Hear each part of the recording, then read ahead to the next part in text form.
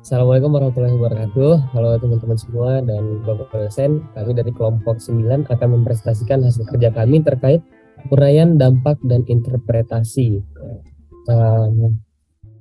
Kami dari kelompok 9 beranggotakan saya sendiri, Zaki Santamba dengan NIM 062, Antoni Via dengan NIM 067, Tasya Widya Kamila dengan NIM 096. Nah, jadi teman-teman, AMDAL itu apa sih? AMDAL itu adalah analisis mengenai dampak lingkungan hidup, mengenai dampak krusial dari suatu aktivitas yang direncanakan pada lingkungan hidup. AMDAL ini diperlukan dalam proses penyusunan keputusan yang berkaitan dengan penyelenggara aktivitas tersebut. Nah, selanjutnya saya Tasya Widya akan menjelaskan apa itu impact assessment. Nah, jadi impact assessment pada analisis daur hidup ini memiliki tujuan mengetahui dan mempertimbangkan dampak lingkungan berdasarkan data inventory. Input dan output inventory bisa ditentukan berdasarkan kategori yang berbeda yang dipengaruhi oleh perubahan iklim, kerusakan lapisan ozon, konsentrasi racun, pengasaman, dan lain-lain. Nah, teman-teman, tahapan impact assessment ini juga memiliki tahapan-tahapan, yaitu yang pertama ada klasifikasi atau data inventory-nya ini bisa diklasifikasikan berdasarkan jenis dampak yang dipertimbangkan. Kemudian ada karakterisasi yang meliputi implementasi faktor penyetaraan untuk menggabungkan seluruh zat yang relevan dalam tiap kategori dampak. Bisa juga untuk membandingkan hasil inventory secara langsung dalam tiap kategori.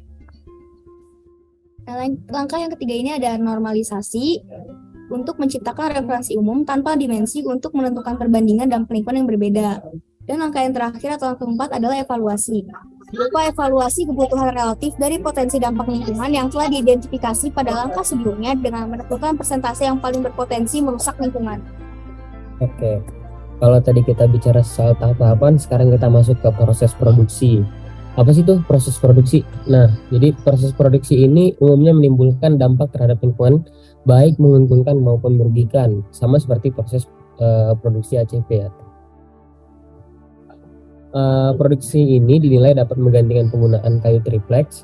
Jumlah kayu yang semakin terbatas lingkungan ini menyebabkan munculnya inovasi material seperti aluminium atau yang bisa kita lihat aluminium composite panel untuk menyelamatkan pohon sebagai penunjang ekosistem. Nah, selanjutnya adalah langkah terakhir dari analisis daur hidup atau LCA, yaitu interpretasi. Setelah melalui tahapan-tahapan analisis daur hidup, interpretasi menjadi tahapan terakhir sebelum mengambil keputusan dan rencana kegiatan yang akan dilakukan.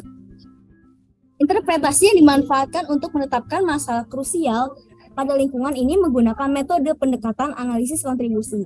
Metode analisis ini bertujuan mengidentifikasi data yang memiliki kontribusi tertinggi terhadap hasil tolak ukur dari dampak.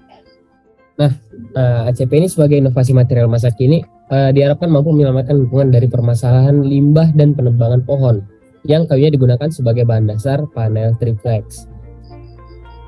Umumnya, ACP digunakan sebagai material fasad pada bangunan gedung perkantoran, pusat perbelanjaan, dan hotel. Jika ditinjau dari segi estetika, ACP dengan warna yang bervariasi ini mampu memperindah bangunan baik eksterior maupun interior bangunan tersebut.